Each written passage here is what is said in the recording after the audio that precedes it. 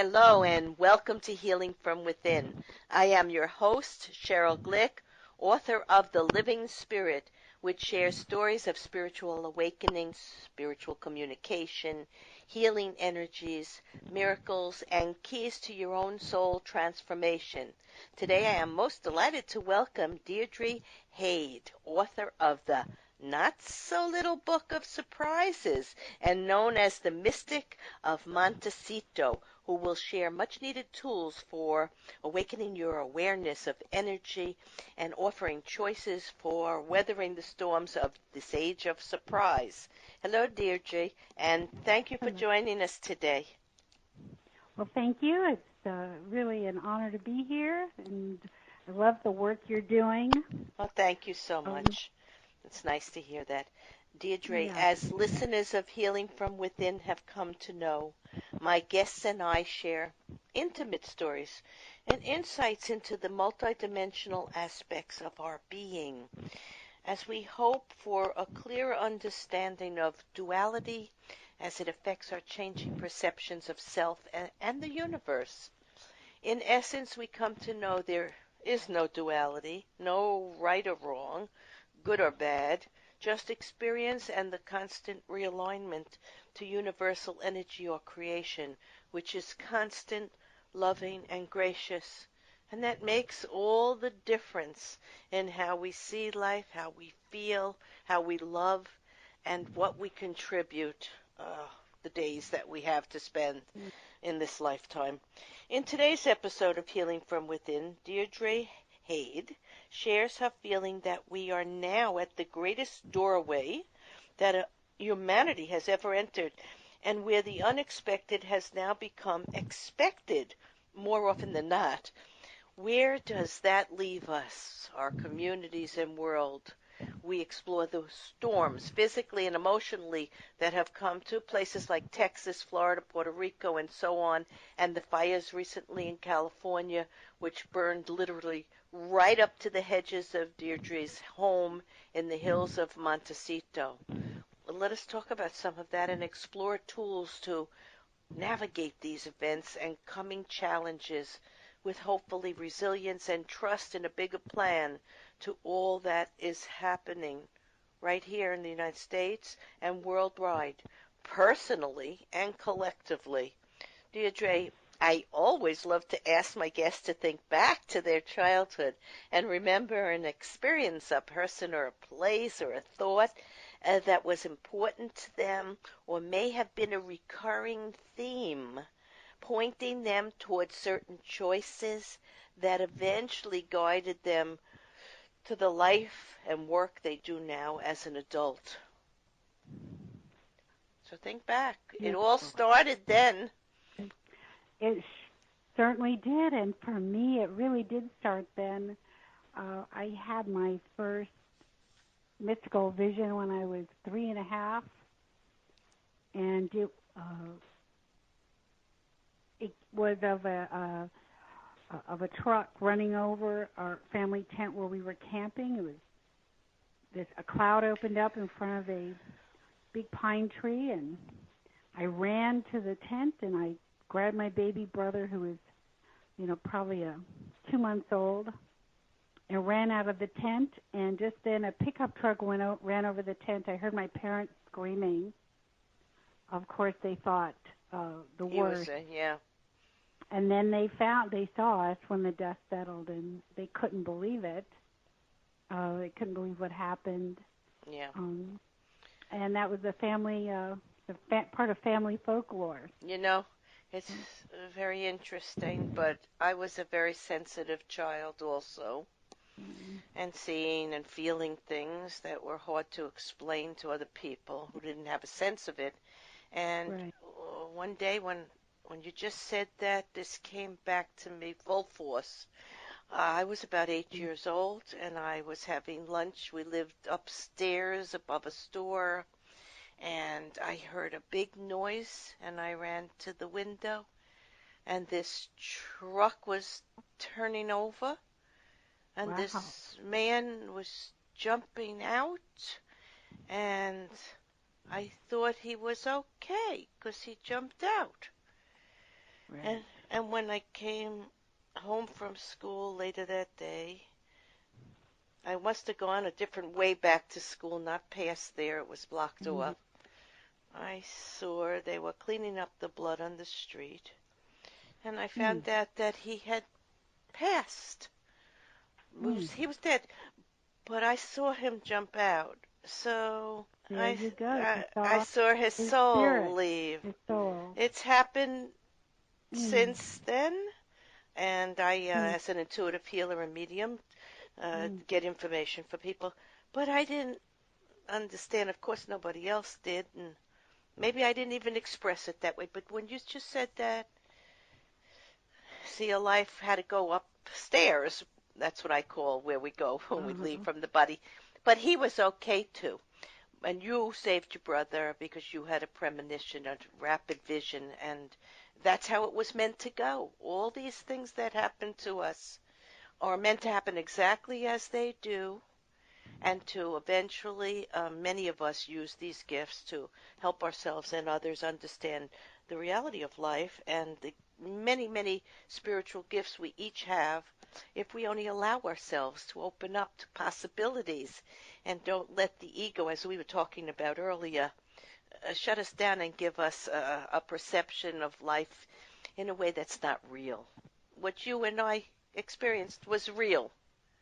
Was real. It was Yep, real. it was real. And people And might tell us at that time because we were only children that it wasn't real, but it was very real. So let's go on. very. Yeah. So let's go on, Deirdre.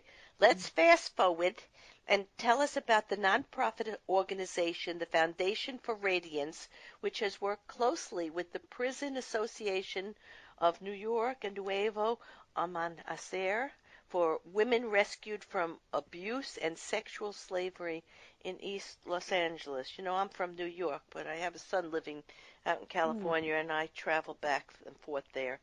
So I'm interested in knowing some of the problems that you're experiencing in California now. Well, thank you so much for asking. The Foundation for Radiance was really set up to bring the healing tools of working with energy, working with qualities of prayer, to empower people in trauma, to give them the power, the light to overcome Mm, those inner obstacles. And it's just been a joy to be a part of this experience and share, this work in the various places that we have shared it. I've seen incredible transformation, incredible results. I, But it is, I'd have to say, we are what we do is rather an underground movement, meaning that um, most of these places you can't come in and say this is what we're doing because it's so far out of the box of what they accept. I So understand. Yeah. so we usually just put it in different words, but ultimately that's what happens is we go Well, in. I commend you. I compliment you on any way that you have to bring spirit and healing Uh, to any place that needs it. You know, I did hospice work for 8 years. oh Well, my. they really had no idea what I was capable of, Right. and Reiki energy healing, Mhm. and messages for people. So I quietly, when I visited rooms, I was just Mhm. supposed to sit and listen. So I'd sit and Right. listen, and they'd say something, and I'd ask them a question, and we'd sooner or later get to what they needed to hear. That the transition and crossover would bring them closer to many people that were already there and that they loved, and there was nothing to fear. And you could Mm. see, however I did it, it was different all the time, but it was wonderful to be part of helping people know the truth about their spirit, their energy, their soul, real life, life beyond here, eternal life. Not in a religious sense, but in an Right. understanding of Yes. how creation really is and how life works. And I did it Right. like you did it, quietly. Mhm. Right. quietly. But anyhow, let's go up to an interesting story. At 17 years old, you had a chance meeting with Joseph Campbell, the American mythologist and author of Hero with a Thousand Faces, who changed the course of your life. And I also interviewed another guest, Jean Houston, who had the honor to meet him. And her show can be heard on my website, CherylGlick.com. If people go to the radio link and go to February 2014, and they'll be able to hear a wonderful story about how she met with him and how it led her to the life she led, a very interesting life. So tell us about that. And do you think that meeting was random? First of all, I know the meeting wasn't random. And second of all, it really did change the course of my life because he came to Memphis to speak, and my parents were one of the professors that brought him. So I listened to what he had to say in a big auditorium, and I disagreed with certain things he said. I didn't agree with him. And afterwards, I got to meet him with about 5 other professors, and there's me. And I was introduced, and I don't know how the conversation started, but I told him where I thought he was off. Well, good, because you're a mystic and an intuitive and a healer. and you were young. You were just giving him occur to me the truth. that he was so famous that right. I should not tell him what I thought. So that didn't occur to me. I told him what I thought. His eyes popped open, and he goes, well, that's very observant. He goes, I'd have to say you're correct. So then we started talking, and we sat down, and we talked for a long time about a lot of things. And the gist of the conversation was I was speaking to him about loving to dance and being a dancer, but also that I was going to be an anthropologist. And that's a course I was on, and I said, but I got to really make a decision which way to go, and I'm really torn. And he looked at me and he said, oh, you must dance. He said, this is honestly what he said to me. Don't go into anthropology, it will ruin you. You have already found what every person who goes into anthropology goes into it. They're looking for this. And you're already there. Right, you had the gift. So dance. Yeah. Don't let it be ruined.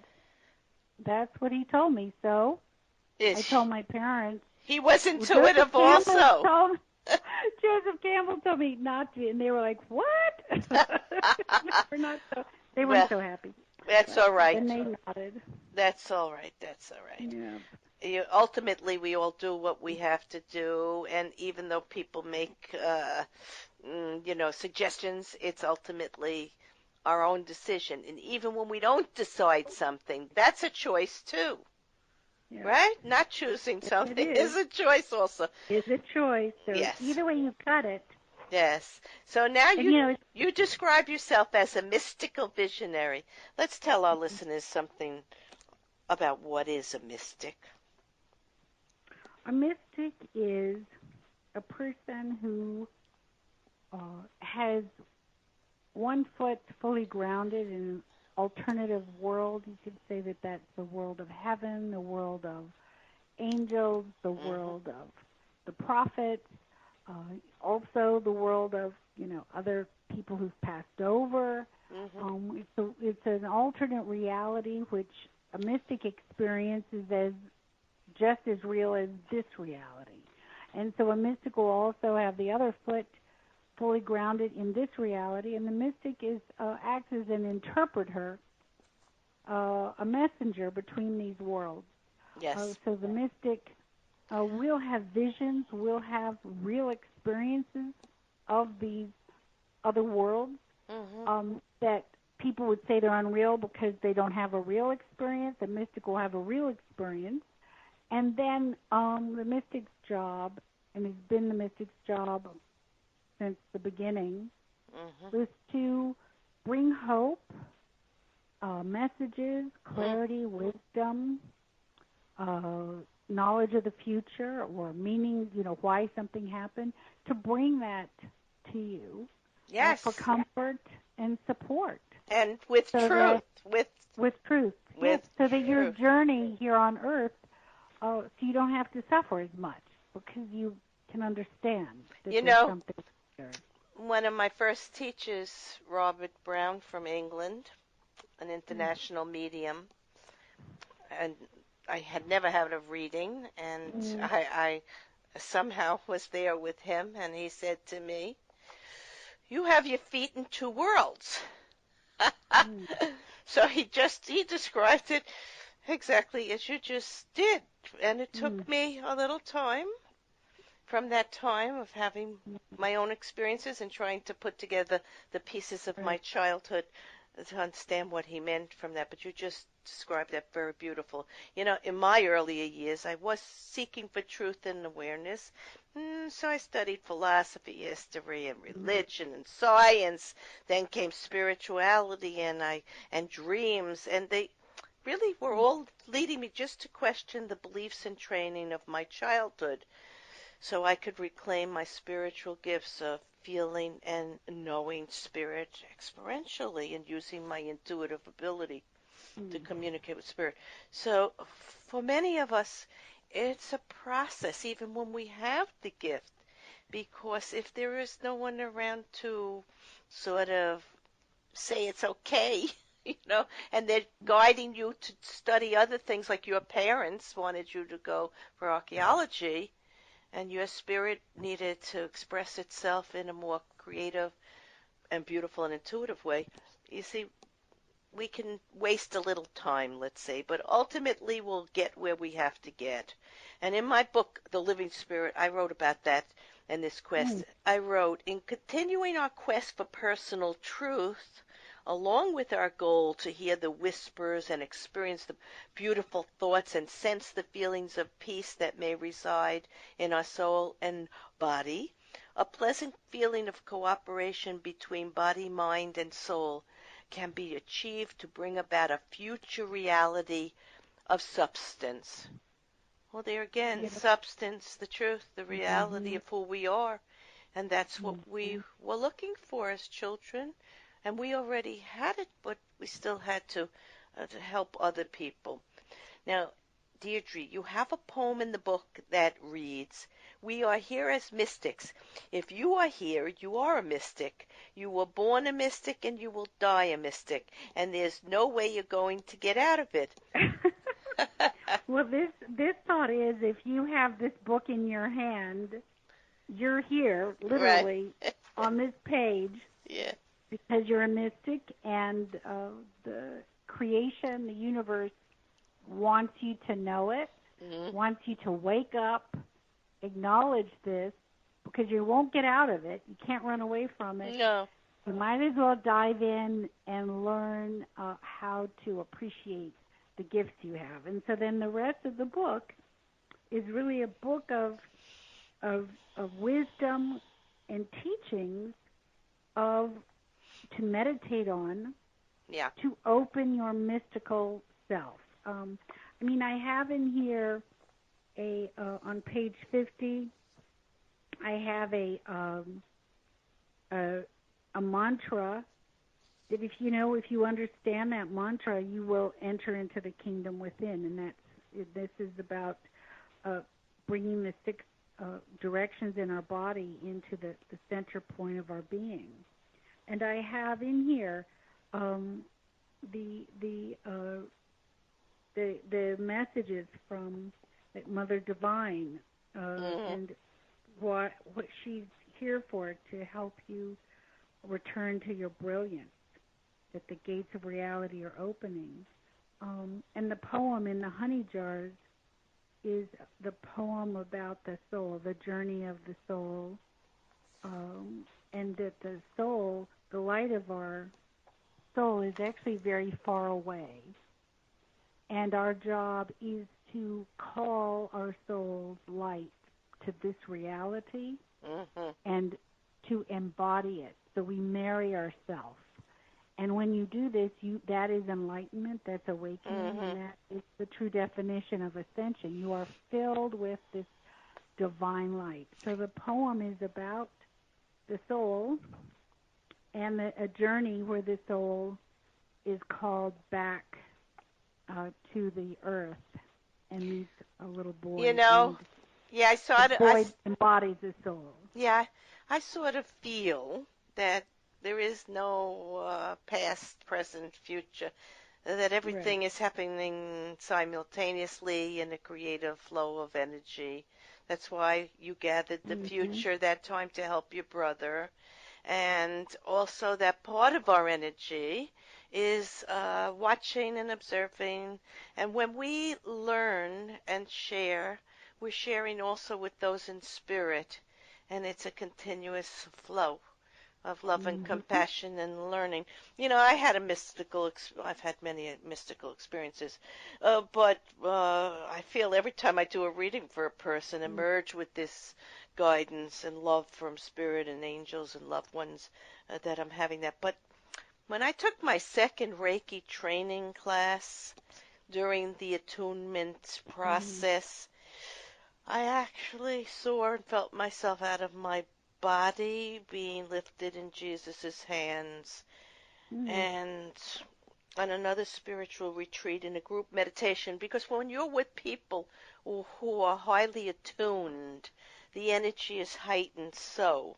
And Yes. I was in a meditation in a group, and this was in California, and I was out of my body, and I was swimming rapidly towards an island with these giant glass and gold-top buildings, Mm-hmm. and I was thinking, I can't understand how I'm swimming underwater without breathing apparatus.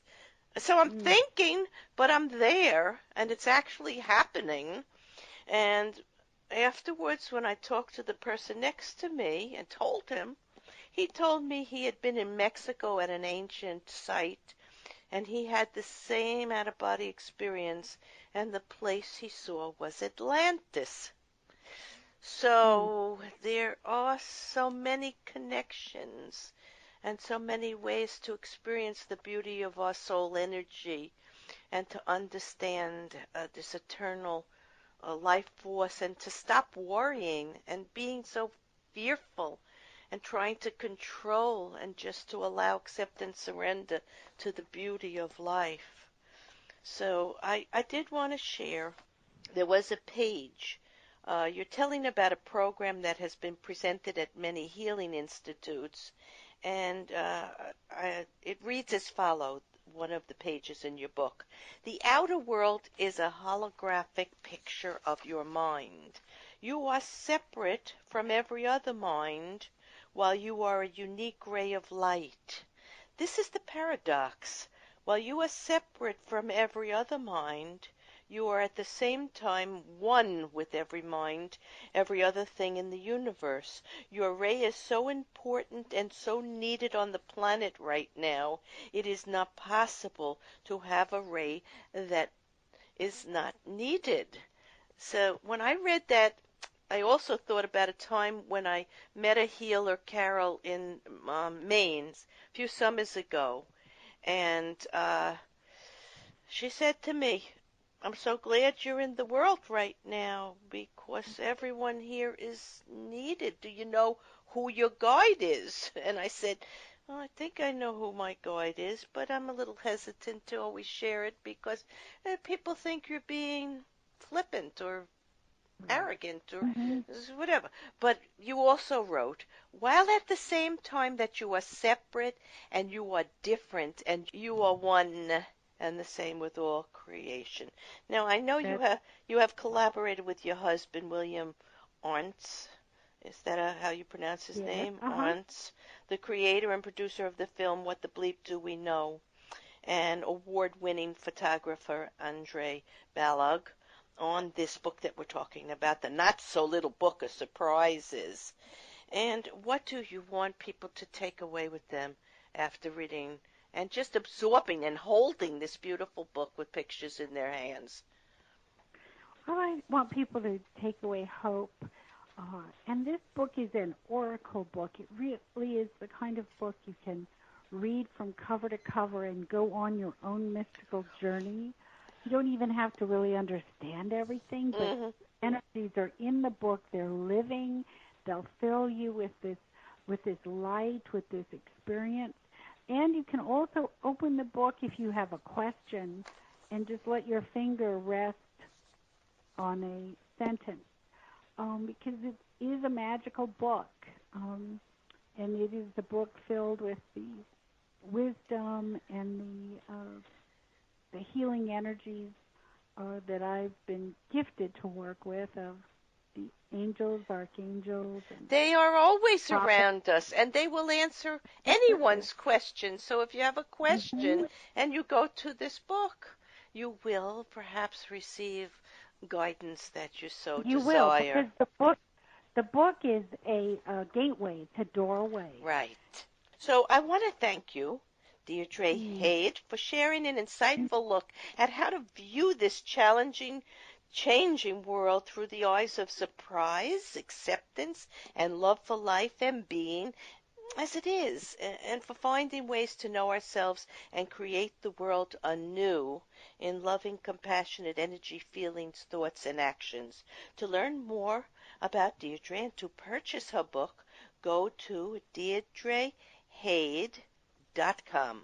In summarizing today's episode of Healing from Within, we have explored the mystic within us all that longs for the beauty of connection to universal energy and guidance, and to finding faith, peace, love, and unity within our heart that also beats within the continuous energetic oneness of life and creation. As written in Deirdre Ann Williams' book, we read and see the pictures of universal light beings.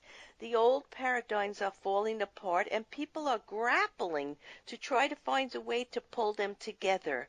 Someone has to be the glue to hold the space for the love of the beings of light, the Pistis Sophia, the archangels of light, the ascended master, to come and help us redeem our world. Because we cannot do this alone. We cannot. Our Creator, the archangels and ascended masters are praying that you begin to see beyond the veils of this world, because when you can truly see, you will receive the access code and your key to enter in the alternative reality of oneness. And the spirit guides let me know they're working very hard for us now. So we need to stop the level of fear and worry and try to be true to our best feelings and goodness within. Deirdre, I picked this picture that I was just talking about, and the message shared purposefully, as I often have coincidences of synchronicity through divine intervention with my very gifted authors and leaders in these transformational and expansive times. A few weeks ago, I attended a family wedding, and my cousin, who had recently lost her husband, asked me if I thought he and other family members were around us in some way. So, of course, I expressed my confidence that they were all there to share this event with us. I closed my eyes and I asked for a sign or message. But it was too noisy. Then we took a cell phone picture of the family, and I immediately saw in the upper right-hand corner, in a window, the exact angelic light form that is in the drawing in your book, the not-so-little book of surprises. Wow. The exact drawing with all the angels and the colors of the chakras and the same exact picture. Listeners can go to my website, go to the events link, and hit it, and you will see this picture, and then go to Deirdre's book, and you will find the same beautiful image that Spirit has given us. Deirdre and I want to thank all our listeners for being open to accessing the wisdom, love, and truth of our eternal essence, and as we see more and more participation by those in spirit who join us on our journey of life here in the physical world of nature and beyond in the world of light. We want to know they're there. I know they're there. Deirdre knows. So many of our listeners know, and we have to continue to trust that. I am Cheryl Glick, host of Healing from Within, and invite you to visit my website, CherylGlick.com, to read about and listen to authors, visionaries, mystics, energy workers, scientists, spiritualists, educators, psychologists, and people from all walks of life as they search to find peace and understanding through truth and higher consciousness. Shows may also be heard on webtalkradio.net and dreamvision7radio.com. Thank you.